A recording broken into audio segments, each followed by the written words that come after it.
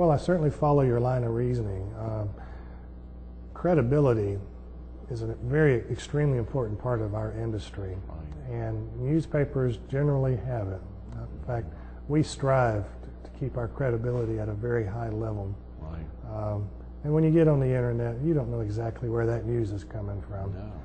So for now, that's really a very good, strong point of having a newspaper in your hand, and you know where it's produced and who produced it. So I follow your line of reasoning there. Yeah. Now getting back, taking that a little bit step further, one of the things that we believe in strongly at all of our papers is reporting the news fairly and accurately and objectively. And also serving as a watchdog of sorts over government. And on 2 occasions, we've had to, I guess, maybe take somewhat extraordinary steps to assure the public's access to information. In one instance, we reported on some activities of a grand jury that we thought were of extreme importance to our readers. And the solicitor at the time wanted to know how we got our information. We refused to give it because we keep our sources confidential. And there was a threat there of going to jail, myself and my reporter. And we refused, and eventually all that blew over. But the South Carolina Press Association did recognize us with the Reed F. Montgomery Freedom of Information Reward plaque for that particular instance. And then just a couple of years ago, we had an instance up in Loris where we were trying to gain access to court documents, and we were being refused, so we sued and successfully had those documents released. Great. And again, we received the Reed F. Montgomery Award. Right. Another great instance of truly making that commitment, both to being a watchdog, but also making sure that readers have the chance to see you in watchdog form. Right. That folks actually get that. You're not just doing it for yourselves, you're doing it truly for the benefit of the community. Well, we think that's our responsibility as a newspaper, and we're proud to do it. Yeah, Steve. You know, we've seen a lot recently. Of course, people hear about printing companies, about big national publications, and their stocks are diving, and classifieds have taken a beating by free groups, whether it's Craigslist or others around the country. Are big daily newspapers, are they? What kind of position are they in? Why do we see free community newspapers growing and hear so much about daily newspapers declining? Well, I think there's a number of reasons. Of course, you know, classifieds for dailies compromise anywhere from 20 to 40% of revenue. Is that right? Right. Wow. I mean, it's a very important revenue stream for them. And as you said, people are getting their classifieds from other media, internet, et cetera. Right. So that's a big circulation loss. Another thing is people are going to the internet or to TV or other media for headline news. So that's kind of hurting a little bit. I also think the fact that a lot of the daily papers are now owned by chains rather than owned locally contributes to the problem. They're losing touch somewhat with their communities.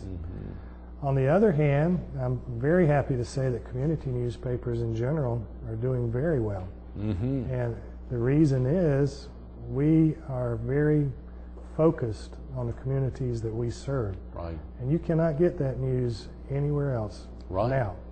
Okay? So we do have a little franchise there, and it's one we have to work constantly to maintain and keep that credibility up and keep responding to the needs of the people we serve. Absolutely. Well, that's great. I'm glad you shared that. Of course, we don't want you really don't want dailies to go so low that they would change their role. They're an important record keeper in the community on a daily basis, and I think hopefully weeklies and dailies can work together and grow together. But they have had a tough hit recently. Yes, they are, and from what I'm reading, the future is somewhat bleak for them. Right. It's only going to get tougher. We saw recently the Item in Sumter has cut out one of their days. They certainly saw that dropped Monday after being a 7-day-a-week publication for a long, long time and giving up one of its days. I guess it's no longer really a daily newspaper, but 6 days a week. Yeah. Technically, they probably still are called dailies, it's but perceived that way. Right. But you know, it's causing changes in our industry.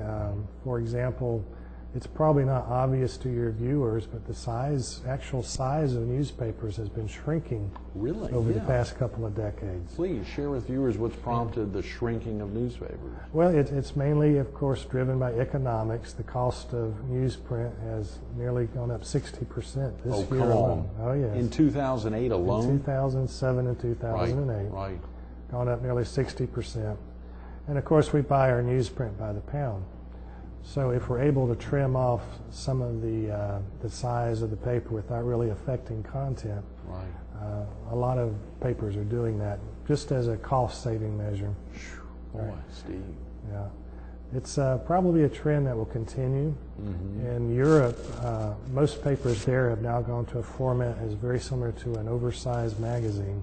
Really? And from what I'm reading, industry trend says this will happen in America too over the next decade or so. Can you think of examples of American publications that have already made that? We think about some in big cities that might have done that already, but when you talk about it on the European side, have the old school, like the Times of London, have they made that transition? Not yet. No, they're still what we call broadsheet. Right. But if you were to go to New York City and pick up a copy of the New York Post, that would be similar to what I'm talking about. The Rupert Murdoch publication there, which of course has been a consummate money loser as long as he's owned it, losing 70 to 100 million a year. And you wonder, how can a public company justify keeping a publication where they lose, he's lost more than $1 billion over the tenure of his ownership there of that publication. How can they do it, Steve? It's I guess, the ability to promote other vehicles, other things he owns. You try to think, how can a big public company justify?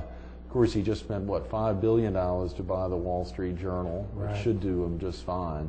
Another great publication, and it has shrunk as well. It used to be a much wider publication. It has shrunk, and I suspect, based off what you're saying, it'll shrink again. And it's not necessarily a bad thing. You know, a big newspaper, when you hold it out, and sometimes it's a little difficult to read. A smaller product, according to market research, is easier for the for folks to pick up and read and carry around too. That's a very good point. Well, you have got a real crackerjack setup here as we think about these 4 publications. Do you ever have advertisers come in and say, you know, I love the Oriole Independent, but I want to expand a little bit into Loris, or I want to expand into Carolina Forest, where they could approach you and buy more than one publication? Oh, sure. We have a lot of combination buys where folks can, kind of like a menu, could pick and choose which papers they'd like to go in. Oh yeah, that's a great thing. Well, we want to talk a little more about the papers, but we're running out of time. We've got this gorgeous pictorial here, which I see is volume 2, Steve. You and I see the Oriole Independent down there, and Goldfinch Funeral Services, this great pictorial. I hope viewers can see that. Share with viewers a little bit about what prompted the launch of this volume 2, but even a little bit about volume 1. Yeah, sure. Well, a couple years ago, the Independent was celebrating its 25th anniversary. Wow. And we wanted to do something special that would commemorate the occasion. And the idea came up with, let's put together a book with nothing but pictures that trace the history of Conway from the 1860s up to around 1970. Wow. Didn't know quite how it would work out, but we put out a request for folks to send photographs. Ended up getting over 1,000 submissions. Oh, come on, Steve. Got over 1,000. Had to narrow that down to about 350 for the book. For volume 1. For volume 1. Yeah. We had great success with it. We actually had 4 different printings, and all of them have sold out. We don't have any copies. So I can't get a copy. No. Son of a gun. Wow.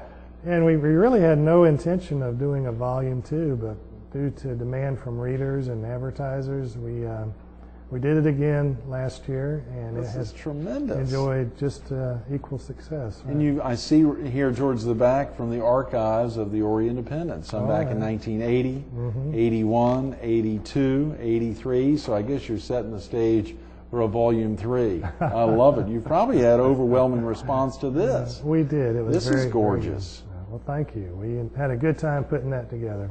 This is tremendous, Steve. And you think about it, so oftentimes, truly, pictures say 1,000 words, Yeah. and that's not an understatement of the value of having good photos and being able to touch and hold them and feel them and mail them to your friends. Obviously, we love television, and the ability to bring the two together is a great thing, but something like the newspaper, it's really in your blood, isn't it? Yes, it is. I love it. I'm one of those fortunate people that enjoy getting up in the morning and going to work, because there's always a new adventure and something new going to happen, and it's been a very rewarding career for me. Was there ever an inspiration for you, Steve? Someone who was looking back on their past and thinking about the impact of working in a newspaper, and how was there something that got you involved in the first place, that got you into the industry? As you think about that.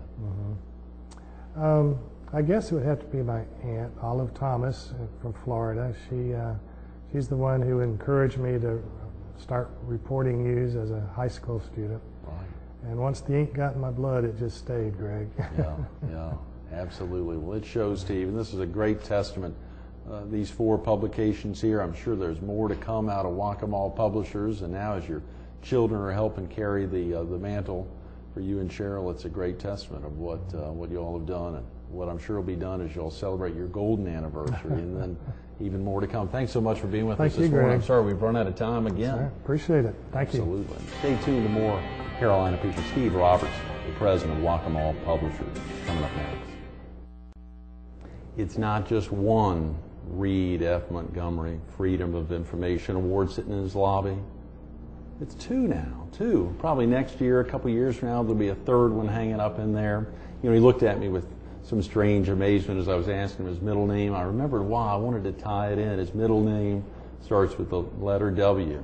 Although it may stand for Wayne, he easily could have used the name Watchdog. Think about that, the commitment every day, stepping out to make a difference. You heard him share that, the idea of waking up and enjoying what he's doing. Watchdog, it's an important role. You may look at newspapers and see ads or see stories or fun pieces out there that make a difference in your community, but think of newspapers in that role as a watchdog.